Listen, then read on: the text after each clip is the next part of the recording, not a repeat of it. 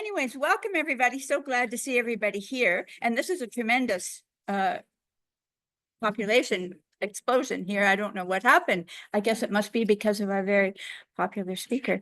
Anyway, we were trying to figure out how many years it's been, and we seem to have come up with 8 or 9. Does anyone know for sure? We don't really know, because most of us who are doing it now weren't actually here when it began. Anyway, it's 8 or 9 years, and so welcome. It's with great appreciation that we, the residents of Protection Island, acknowledge this land as the unceded territory of the Snuneymuxw First Nation and their legacy throughout the island. Now we'd like to introduce today's speaker, Brian Falconer. Now, a little bit of information here. And when I say a little bit, well, it's a little bit more than a little bit. Okay, here we go.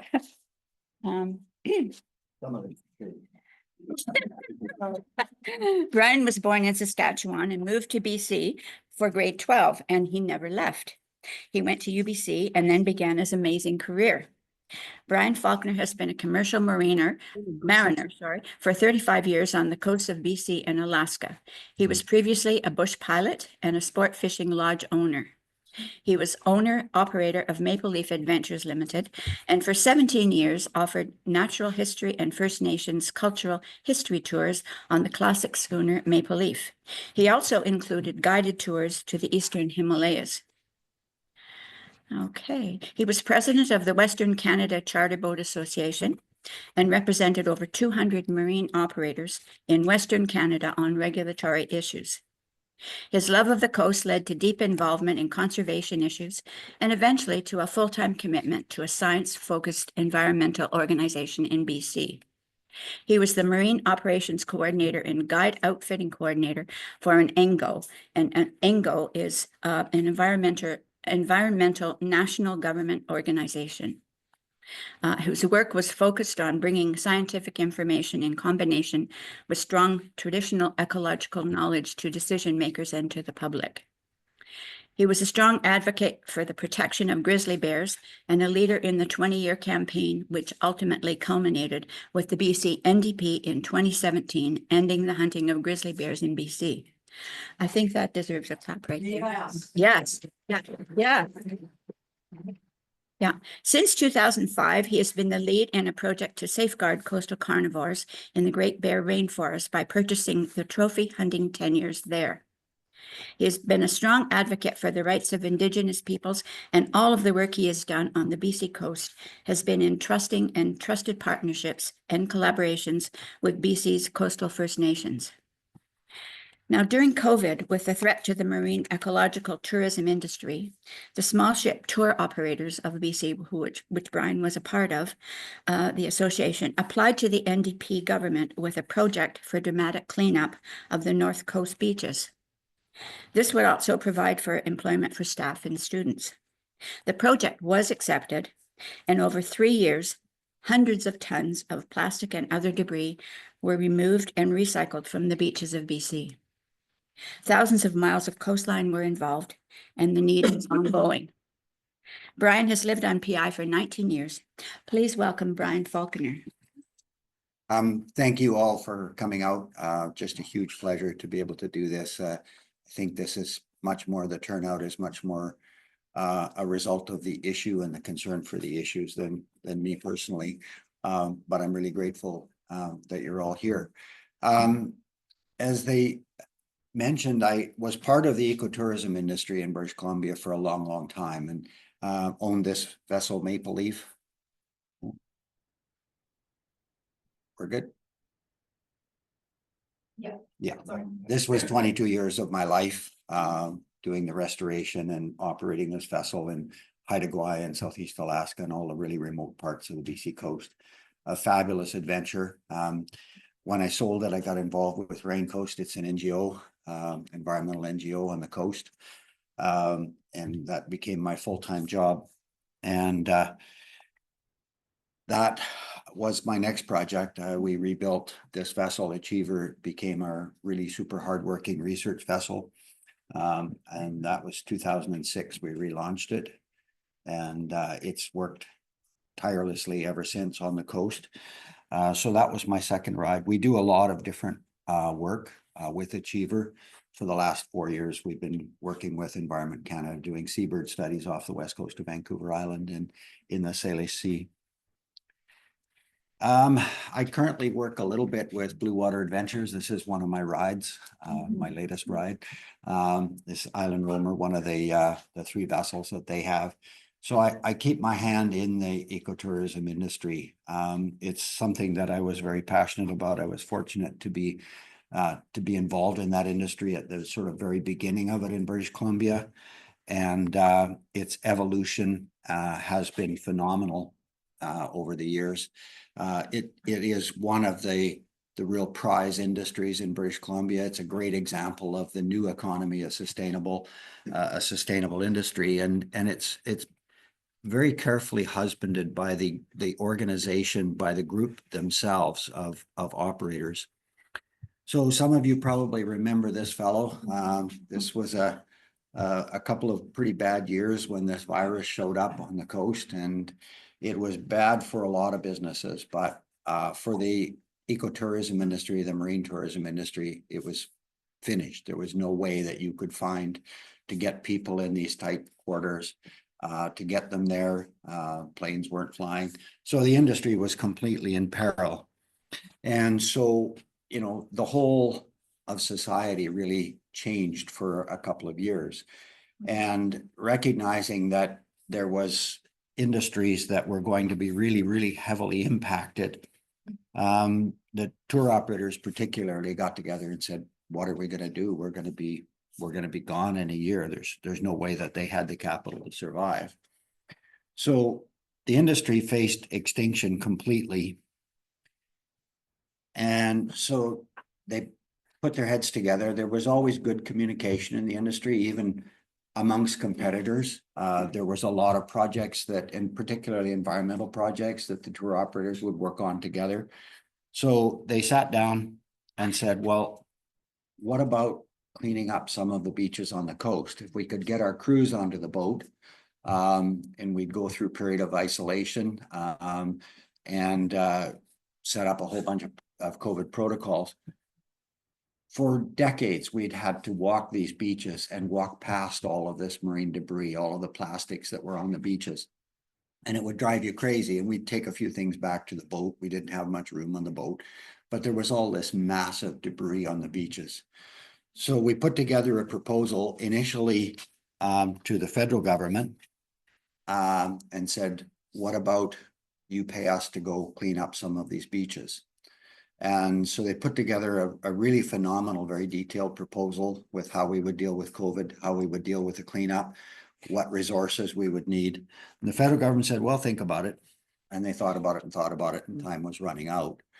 So we approached the provincial government, the NDP government, and they had just set up their Clean Waters, Clean Coast initiative. And so this seemed like a perfect fit. And they instantly jumped to it.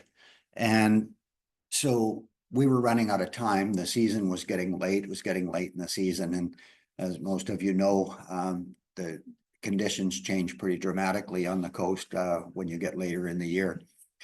So there was a push. There was a promise by the provincial government that this would probably happen, but we didn't have the time to wait. So all of the operators took it upon themselves to leave without a contract. So 9 vessels set sail up the coast, complete with crews. There were 6 companies represented, and they headed up in a flotilla up to Port Hardy, where the contract arrived. So it was a bit of a gesture of faith, both by the government and by the group. But it was a phenomenal experience. It's one of the richest experiences of my life, of many of them. So these were the infrastructure that we had said we would need. So this was a tiny little tug and a pretty good sized barge that we were pretty sure we'd never fill up, and a helicopter with a long line, and a really exceptionally skilled pilot. And he was with us through all the iterations of this. Just a really fantastic guy and an incredibly skilled helicopter pilot. So this is most people's view of what beach cleanups look like. You know, you're walking along a sandy beach and you bend over and you pick up some gum wrappers and things like that. So I think when we said beach cleanup, that's what a lot of people thought. That was their impression of it. It was actually quite a bit different than that. And these were more the beaches that we were encountering. So it's going to be a little slow, I think, on the TV. So this group of boats and all of their infrastructure was just absolutely ideal for this, because it's what we do all day, every day, for most of us 6 or 7 months of the year, is getting people into these really remote places, onto rugged beaches, rugged shorelines like this. So it was just kind of custom made for us to do this.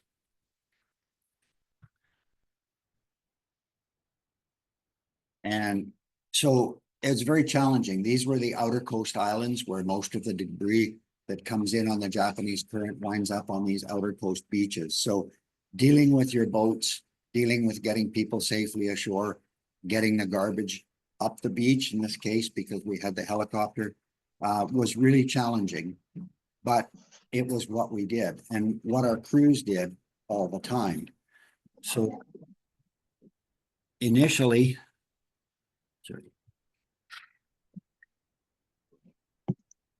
this became a little bit more what the reality was. These massive logs on the beaches pounded up by the storms, giant ropes and nets twisted in amongst the logs piled up on top of it.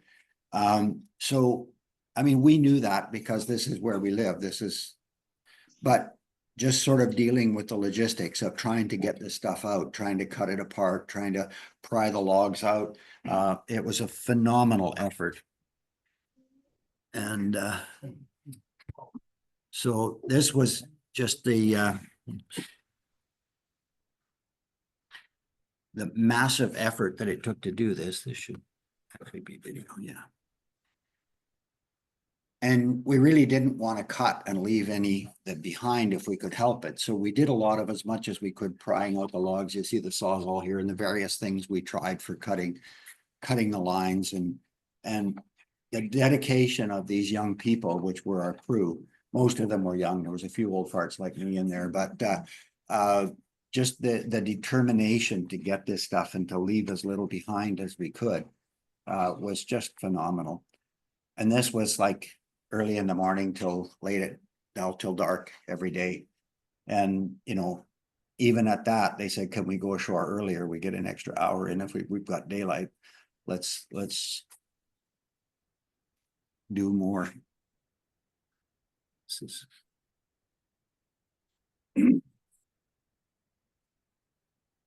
So this was a decent day. Lots of times it was raining. It does rain on the coast. So all these logs are really slippery, but we would have to get it up the beach because tides come and go. So we'd have to get it above the high tide line, but just in front of the trees. So we'd have to choose the lift sites fairly carefully. We would take all of the debris up to these lift sites above the high tide line and fill these giant bags, call them super sacks. But it was pretty satisfying. I mean, this was what it would look like if you got it all. So it was a pretty amazing effort all in all.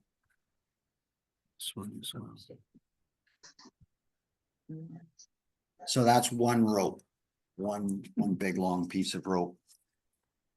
And in the first year that we did this, there was no time. The whole project came about really quite suddenly. There was no time to think about recycling. So most of the debris we got in the first year went into Port Hardy and went into Port Hardy's landfill. Most of the islands, the areas we worked were in the Central Coast and all the way up almost to Prince Rupert on the outer coast. So it was quite an effort. This is from the second year when we had put together, there was an organization just started up in Steveston called Ocean Legacy. And their whole reason for being was to recycle marine debris off the beaches. And that's become an incredible organization that has Vancouver Island particularly focused. The west coast of Vancouver Island, they've set up recycling depots where you can drop off marine debris. They have a tremendous facility in Steveston now for recycling a lot of marine debris. And they've developed quite a few markets for it. So they're producing and recycling it into saleable commodities. So a lot of the debris, you can see the heavier debris comes from the fishing industry. You see these hard plastic dragger balls, we call them. Some of it's a little bit of tires and wheels. But a lot of it comes from the marine industry or the fishing industry. And a lot of it comes from our own fishing industry. Some of it comes from the offshore fishing industry. But there was tons and tons of the debris that comes from.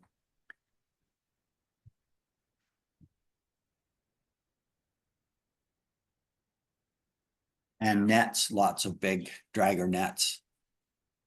One of the things that happens when a dragger gets a snag, the net gets ripped. A lot of times they don't have time or won't take the time to recover the net. They just basically chop it off here and chop it off there and rebuild the net. And this is what winds up on the shores. So it's a enormous amount of effort. That was one of about 8 pieces of that net.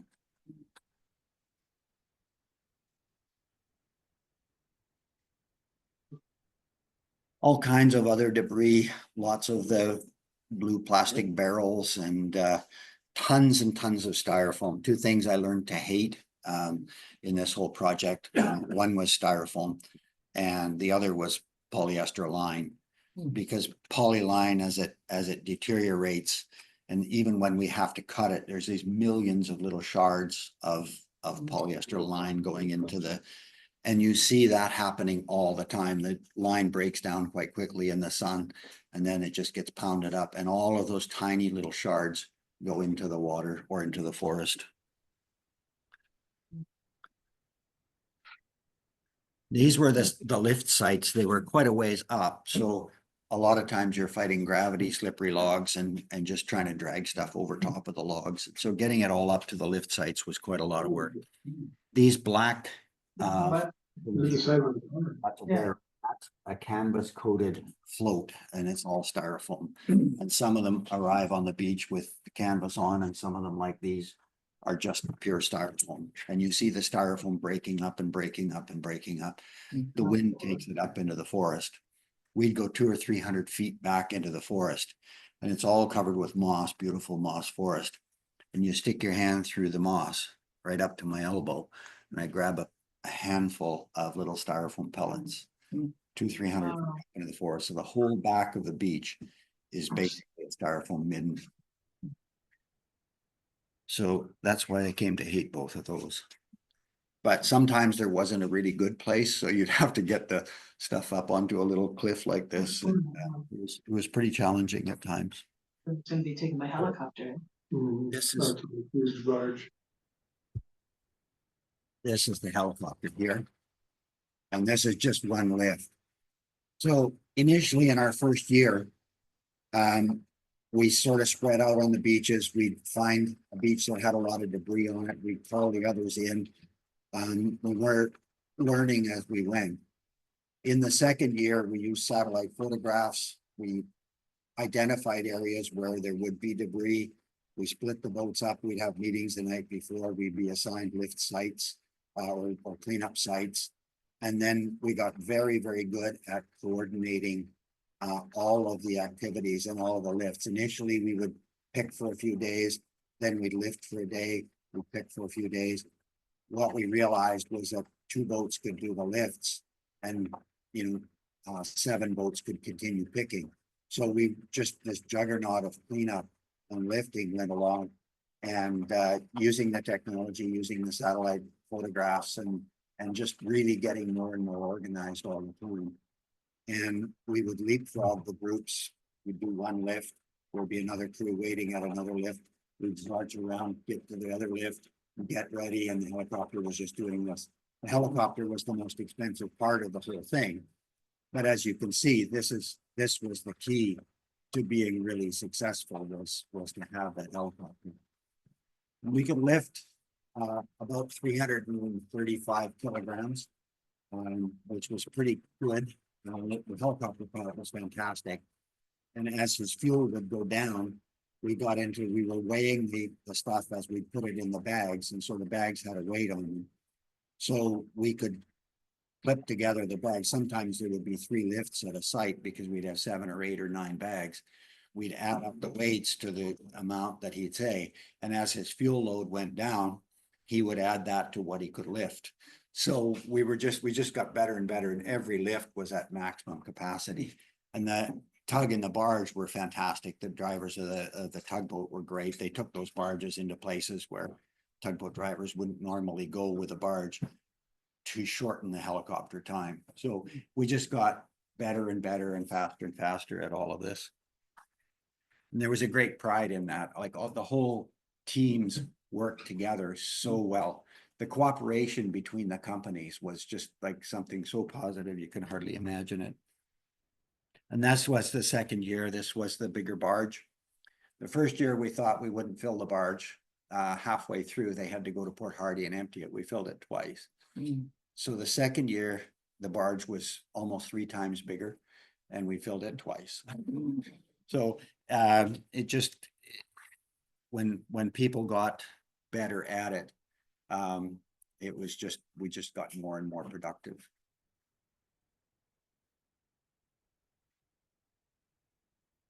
See the helicopter come in here. Yeah.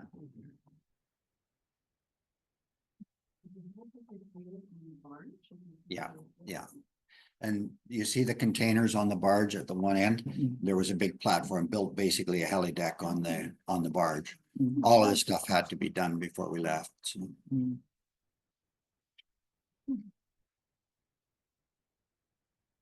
And eventually, as we got to recycling, we would have one boat's crew on the barge while the barge was underway, and we'd resort. We sorted it mostly into mostly like materials, but we would dump that all out on the barge and then sort it into absolutely, this bag is this bag is this.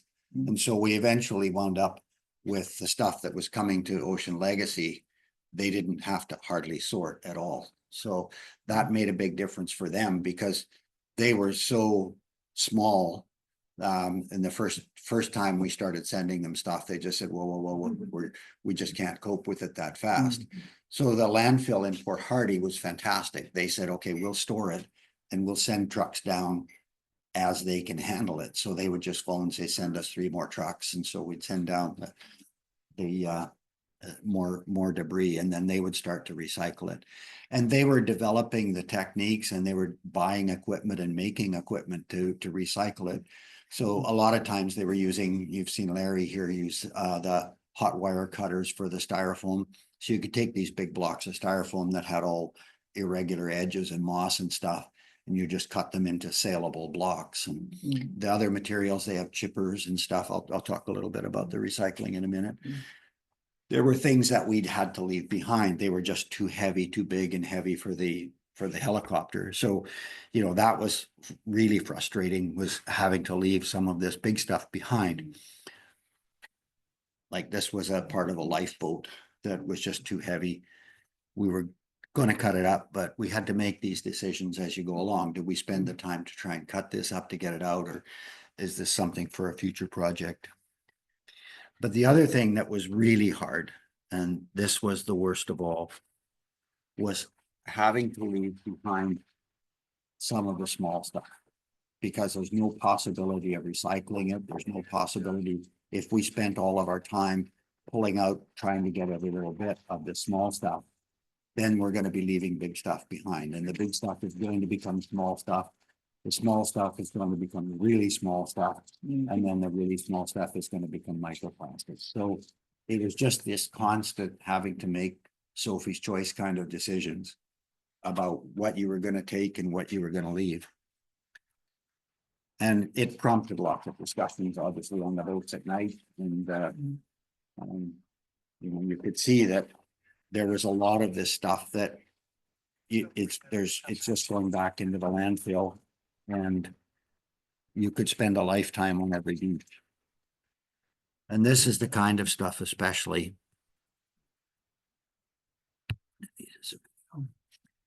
And Jane, a couple of years ago, gifted me, and I didn't get them here today, and I'm really sorry that I didn't. She picked up 3 little Ziploc bags. She just took a couple of scoops of sand of the beach near the water, about mid-beach, and then up at the forest edge.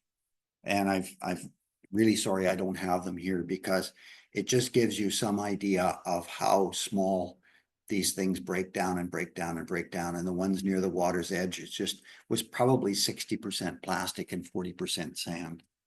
And so you look at that process taking place all the time, and you see things getting smaller and smaller and smaller, and getting back out into the water where they came from. And it's heartbreaking.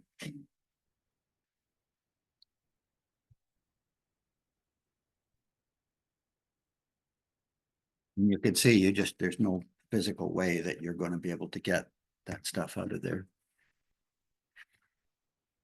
And this is the problem, is that when it's in the ocean, this is a fairly well-known photograph of an albatross. And this is the kind of things that are really impacting wildlife on the ocean. Seabirds, not just albatross, but a lot of birds ingest this plastic. A lot of turtles, sea turtles, are having real serious problems with ingesting plastic that looks like their prey. So it's not just that, but this is, again, the fairly good size stuff. It just gets smaller and smaller and smaller, up until basically every bit of ocean life has plastics in it, including ourselves, because we're eating basically contaminated food that's contaminated with microplastics. These are another thing we learned to hate. These are called nurdles, and they're the basic how plastic is shipped, the raw material. So this will be molded into all kinds of different things. So yeah, the beaches were full of them. So just a little bit in terms of statistics. In the first year we did it in 2020, we got 59 tons off the beach. That was 2 barge loads. And then we had, as I say, no opportunity to get any recycling set up. In 2021, we did a lot better, and the recycling was a really big part of that. These are all the plastic dragger balls. These get reused, they get resold to the draggers. And as we pass through the communities, the other thing we did was, as part of this project, a lot of the coastal First Nations communities were given funding to do cleanups in their areas, but they had no ability to dispose of the garbage. So we contracted with them, and we would come and work with lots of times their youth in the villages, come out to the beaches and pick up the garbage that they had accumulated. So that was really fantastic. That was my project at the end of it. I was fortunate enough to be chosen to come down with the helicopter and barge in the one boat, and we would go all the way from Metlakatla all the way down the coast to the tip of Vancouver Island, in all of these villages, and working with their youth and getting this stuff on the barge. And just the awareness of their youth in those communities was a huge part of the project.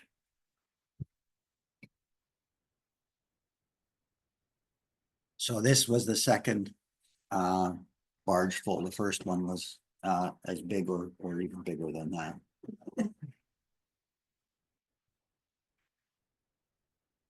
So there's more of that. For some reason, the videos are going really slow, but anyway, I think this one might give you some idea. That was the vessel that I was running, and that's one, she's a beauty. And this was the unloading in Port Hardy.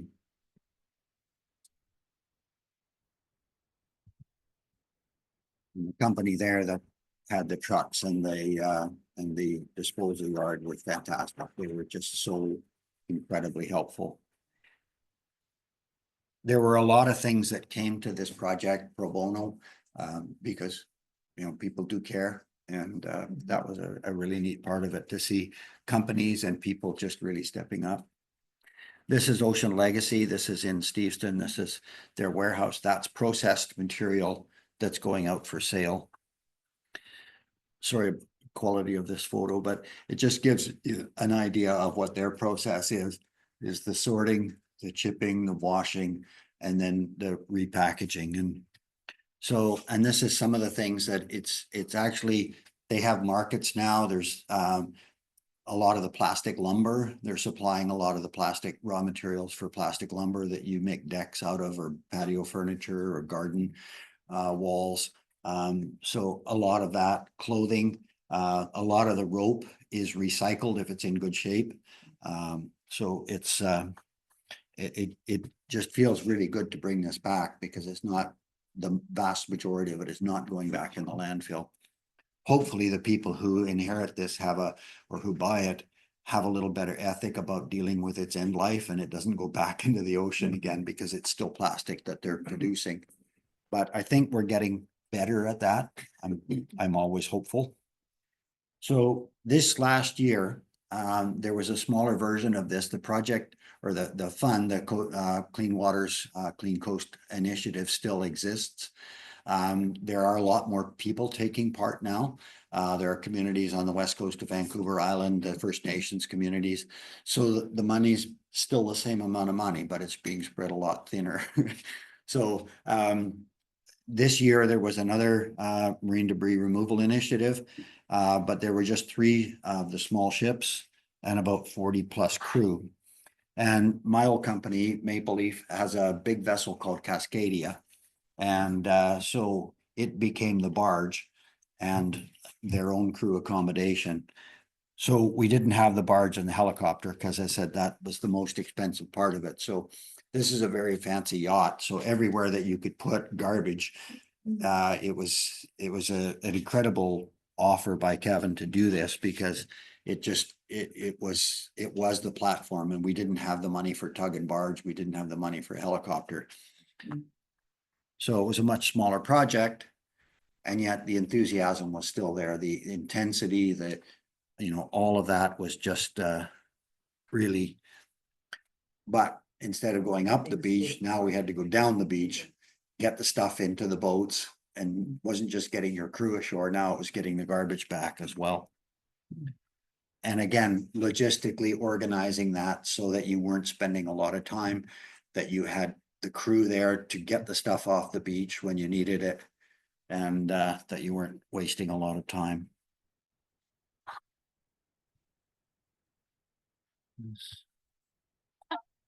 Yeah.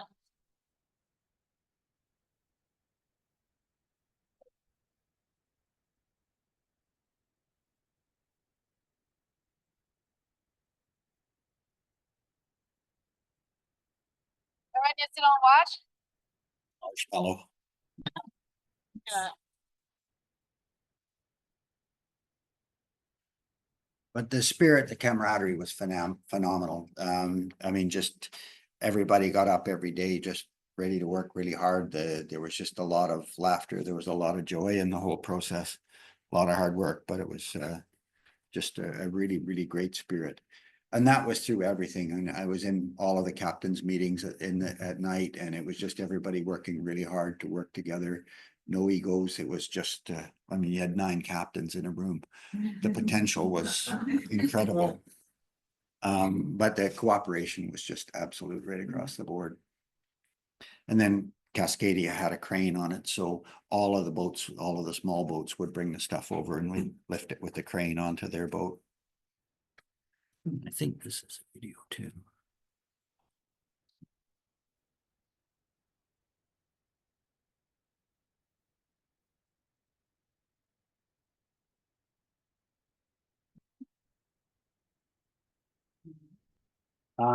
Two-week trip, so it was a month at a time.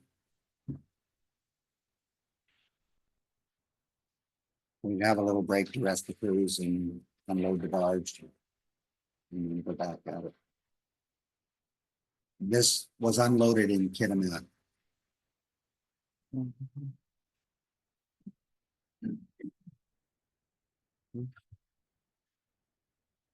wasn't all unpleasant.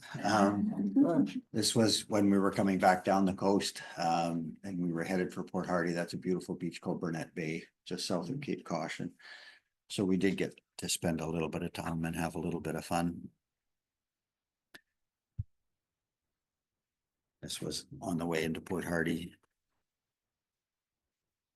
I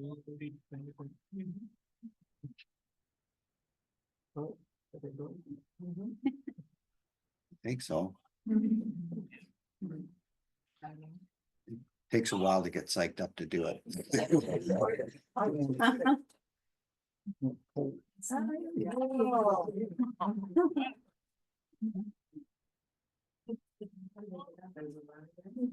There is a ladder on the barge, but they came over, they swam over to my boat.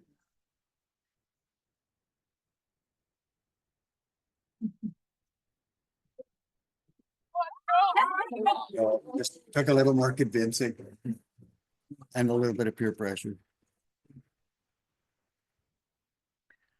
This was in the last night of the big one. We were anchored off Prince Rupert. So we did have a little party. But it was a absolutely phenomenal people. That young people that work in this industry are, a lot of them are kayak guides for part of it. They do part-time on this boat and other part-time kayak guiding. Some of them are guides in Antarctica and the Arctic in the winter times. So it's a full-time job for a lot of them, but they're really resourceful. They're really, super energetic and super positive people. That's Xander Wyatt, one of my favorite captains. So son Tally.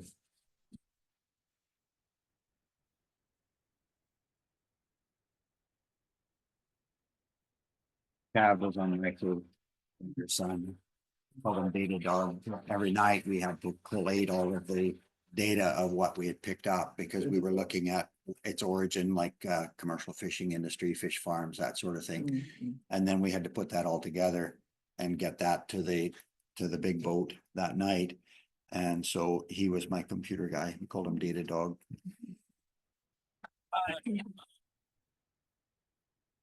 So this is, I guess that what I'm really hoping isn't the legacy of the Anthropocene of us being here on the planet, is these middens of styrofoam up in the forest. And there were a lot of discussions. There were a lot of discussions about how we could prevent this, how we could keep doing this, who could fund this.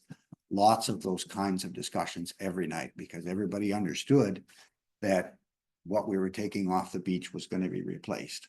There's tons and tons, thousands, maybe millions of tons of garbage in the ocean that just keeps pulling out of that gyre and coming ashore. So who's going to continue to do this? Who's going to fund it? How do we fund it? What's the best way to do it? How do we get better at recycling? But mostly, how do we prevent it from getting there in the first place? So there were great discussions, and some of it has resulted in action, in political action. A lot of them have become quite plastics activists, which is really very satisfying to see them just sort of working to say, we have to keep this stuff from getting in the ocean, because there's no good way to clean it up. There's ways that we can clean some of it up, but we're going to have to leave a lot behind. So how can we prevent it from getting there in the first place? And so a lot of them have become pretty solidly active in that. And some of them are parts of Ocean Legacy, which is a really great organization. Anyway, anybody have any questions? I'm very happy to answer questions. And looking at your percentage there and just looking at the photos, the fishing industry appears to be the main culprit here. Is there any way the government can get some kind of funding from them that they should have to put into a fund for cleanup, because they seem to be responsible for the mass. Entirely accurate. Yes, and the vast majority, near 80%, was from the commercial fishing industry. It's an industry that has been heavily subsidized by government because it has high overhead and it's not an easy way to make a living. But a lot of the discussion centered around that on the boats, where the young people saying, well, look, when somebody builds a battery, we have a recycling fee that we pay for the battery. When all of these different kinds of materials now in our society have end of life fees where that money goes and goes into that. And so there was the offshoot of that discussion was that as long as it went into actually retrieving this stuff, putting a surcharge on nets, on lines, because that was a big part of it, on styrofoam, or at least styrofoam that's going into flotation. So, you know, how do you do that? But that's part of the activism that's taking place right now, is somebody's got to pay for this. And so who and how much? And so that's, you know, that's you hit it exactly right on the head. That's the big challenge. Yeah, Brian, another question. I just wonder, you know, you see all this fishing nets coming up on the shore, but of course the ocean must have a lot more. I mean, what percentage of the fishing nets actually end up coming up in the shore, and how much remains in the ocean and maybe will never ever come ashore? Any That's a idea? really good question, and I don't think that anybody really knows. Yeah. I was another little sort of chance encounter in my life. A fellow who worked for me many years ago, works for Maersk, the big shipping line, and they got involved with a project called the Ocean Cleanup. And it's a young guy who was with Sea Shepherd at one point, and they were trying to make these apparatus that would collect the garbage out offshore, and then they would go out and retrieve it with ships offshore. It's a very expensive project, and it hasn't met with a lot of success. I was involved in helping put together the Mark II of these. They call them artificial beaches. But yeah, I mean, people have this view of the Great Garbage Patch that it is a very concise thing and it's all together and all we have to do is just go out there and clean that up. It's spread out over tens of thousands of miles of ocean, and it's not that dense that it's going to respond well to that kind of cleanup. So as much as there's undoubtedly tons of killing going on out there over and over and over again, it's the most difficult to get out offshore to access that. As difficult as this is, the easiest place for us to pick it up is when it's on the beach. So when the plastic does break down to what you call a micro particle, does it remain buoyant? Or is there a depth to which it sinks? different plastics are different parts of the water column. Yeah, which creates, you know, the effect right through the entire ecosystem. And so, Will it ever actually sink to the bottom? or degrade completely. Yeah. Don't know over what period of time. Geologic time, hopefully it'll all get buried. But in our lifetimes, no, it's going to be there. Can I ask a second question? Sure. Yeah. Styrofoam is a trademark. Right. I once spelled it with a lowercase s and got a letter from their lawyers. It's owned by DuPont. Right. Is there any hope of involving DuPont in funding of some of this? Don't know if anybody's pursued that at that level. But there's certainly a lot of companies, particularly chemical companies, that would like to greenwash a little bit. So that's certainly, and it's one of the things that we talked about on the boat is that, you know, and very often with batteries, with things like that, it goes back to the manufacturer. Who's manufacturing the raw material is who pays that recycling fee. So with styrofoam, with polyester line, you know, polystyrene is what styrofoam is. And there are several manufacturers, but if those manufacturers had, but you know, this is the BC coast, there's energy here, there's expertise here, there's a desire to clean this up. That same need is all over the world. So who's going to get the money and you know, would we get some of that? I think we would, but it's certainly it's not just the BC coast that's the problem. I've sailed in most of the oceans in the world, and you know, Southeast Asia, the beaches are just horrific. And so, you know, it's a worldwide problem, but that's probably one of the best sources of funding. Governments are unreliable sources of funding at best. This was a very special circumstance with COVID. You know, will they continue to do it? Yes, at the level that it's already at. There's commitments not to cut that.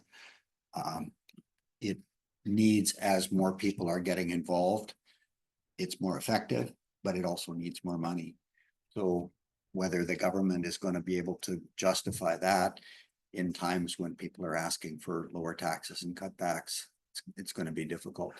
But you know, those other corporate sources, the fishing industry certainly has culpability. But you know, do you charge them, the users, or the guys who actually lost the line? Or do you charge the guy who made the line? Same with the nets. Do you charge the net maker? Do you charge the fisherman? Do you, or do you spread that out through the whole journey of that plastic from manufacture to use to winding up on the beach? Yeah. Go ahead. Brian, I've got two questions. One is, what was the total dollar value of the contract over the 3 years? And the second question is, has there been or will there be some kind of a documentary about this experience? We missed the opportunity for the documentary, which I was very, very sad about, because we worked with a lot of really good film crews who just went, oh my God, we would have loved to have done that. And it needed that, because the intense levels of cooperation, the intense levels of effort, people had no idea. It could still be done.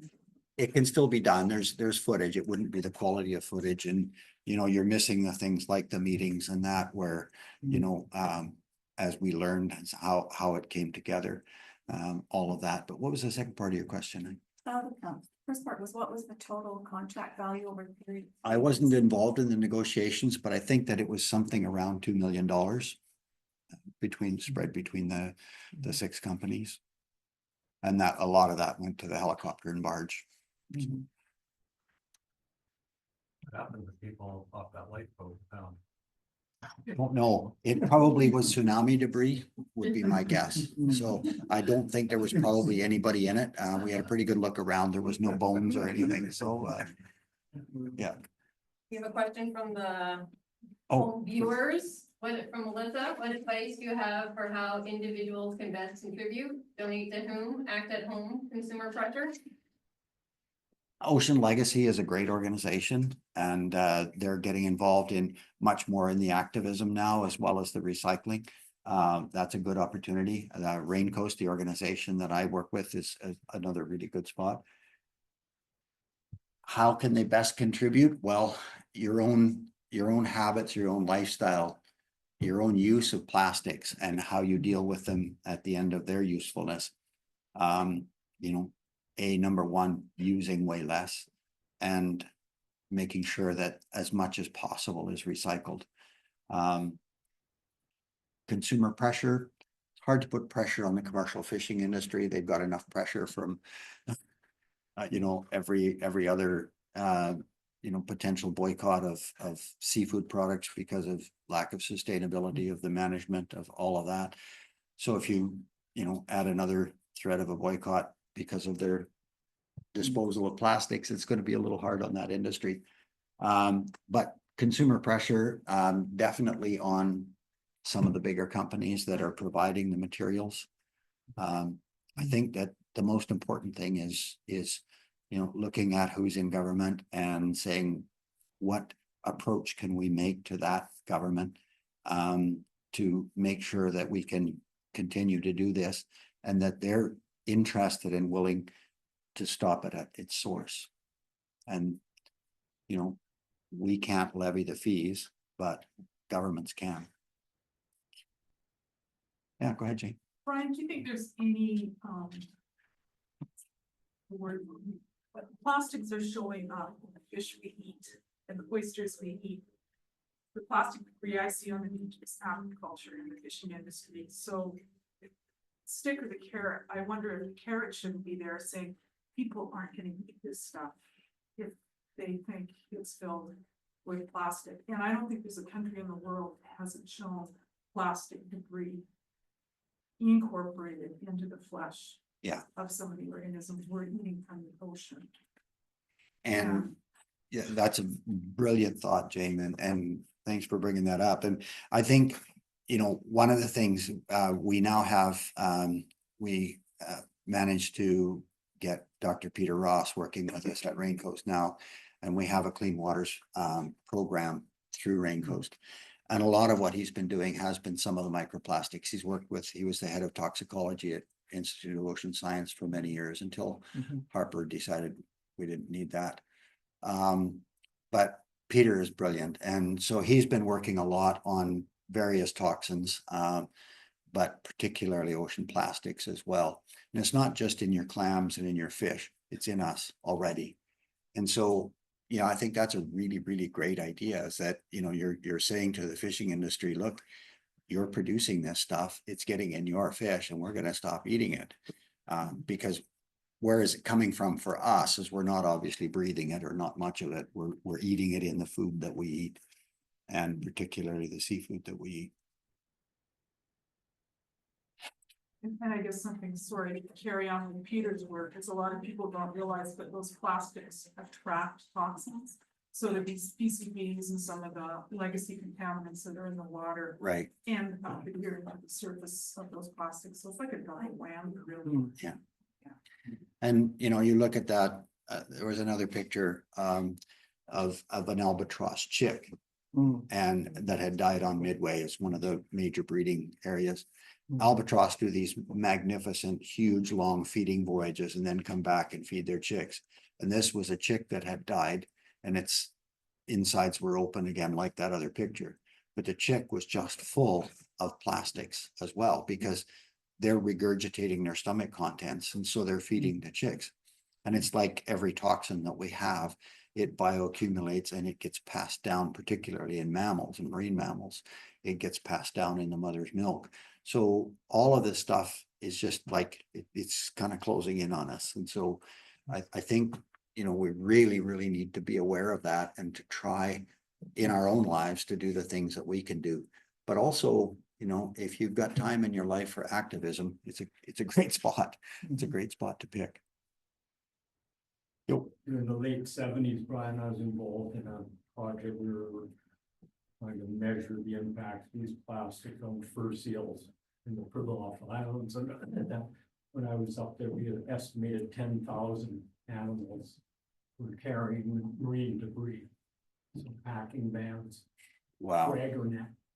And the